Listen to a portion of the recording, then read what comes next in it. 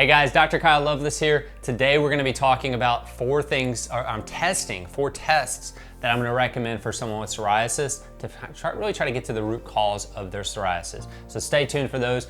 Make sure you like this video, subscribe to our channel. We're always putting new things out there on overall health, on psoriasis, on other skin issues, on digestive health, and overall pain syndromes and things like that. And so continue to watch these videos and share them with other people. Also, go to the comment section below or the information section below and make sure you download the ebook on inflammation, how to reduce top 10 ways to reduce inflammation in your life, what you need to take out, what you need to add in. Very valuable. Inflammation is the cause of psoriasis and many other health issues.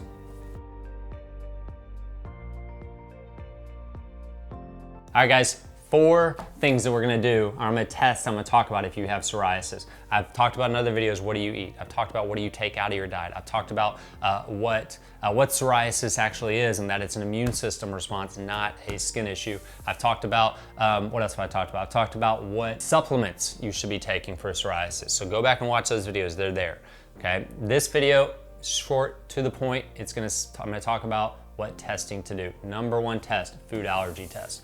I've had most of our patients that have gotten rid of psoriasis, that's their first step and that's all they did.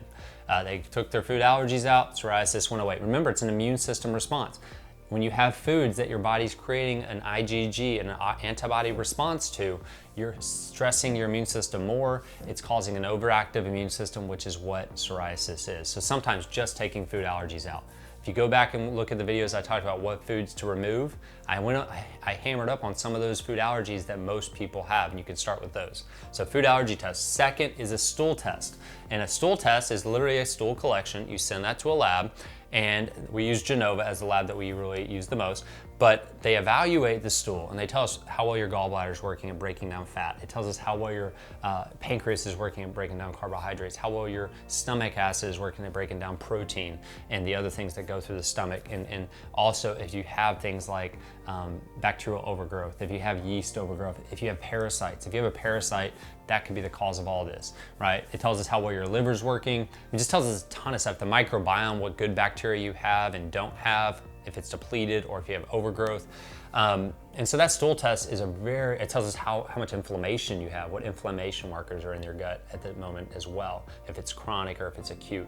All those bring us a picture of what's happening in your digestive system, and then we can start to do things and give you answers that are specific to you, not just broad answers out there. So stool test is number two. So we got food allergy test and stool test. Sometimes that's all you need, but maybe you did those two things, made some changes, and it just hasn't completely gone away. Well, the next step I would say is let's look at, along with that, the third one, not just if that didn't work, but along with that, get your vitamin D3 levels checked. Now you can just assume it's low and you can take 15, 20,000 IUs of vitamin D, but here's the thing, I've had patients where they came in, their vitamin D was at 20, right? We tested it, it was at 20. And then they had an autoimmune response. One patient I'm thinking of specifically, it was at 20. His antibodies for Hashimoto's were really high. So his TPA was really high. Thyroid peroxidase antibodies were really high. And his D3 was really low. And so one of the biggest things with autoimmune response is having too low a vitamin D3 level. So I said, okay, 20,000 IUs a day. He did 20,000 IUs a day for a month. We took his vitamin D levels and he was at 100. So he's getting almost too high on vitamin D3. So that was really valuable to be able to test to say, okay, we got it high, your body's absorbing it, it's working. But I've also had patients that we said, okay, take 20,000, it's down in the 20s or it's down in the low levels, and then it only goes to about 40, right? So it's still low. So that person, we're gonna say, keep taking that amount. Whereas with him, we're gonna say, okay, let's bring that down to about 5, okay? So it's really good to test vitamin D3. It's very inexpensive as well. Final thing I'm gonna recommend, this is kind of a leftover thing that you can check, is your immune system by checking autoimmune markers. If you have psoriasis, if you have an autoimmune disease, there's a likelihood you have other autoimmune diseases, and it's really good to find out so you can approach it properly. So there's actually autoimmune antibody testing to see what autoimmune response you might be dealing with, okay? So that's the fourth one. Those are the four that I usually almost always recommend, at least the first three. Every so often we'll go to that autoimmune response with psoriasis. get those tests. If you want help with those, reach out to us. We'll get you connected on how to get that testing, how to go through it and get answers with it. But that's valuable. That gives you answers instead of just shooting in the dark, which is what most doctors do. Even natural doctors. I did it for a long time where I just gave you the supplements you take for everybody with psoriasis.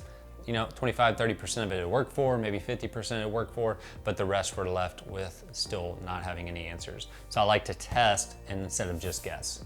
Cool. All right, hope you guys got a lot out of that. Go back and watch the other psoriasis videos. I've really made a compilation for you because I've been getting so much feedback from listeners and watchers on YouTube who want consults. And when we start that consult, the main questions are what I'm answering in these videos. So you watch these videos, you can get a lot of your answers from that, and then I can lead you along the way from there. Cool? All right, make sure you subscribe to the channel, like this video, and share this with others. We want to continue to be able to help and reach more people. You guys have an awesome day.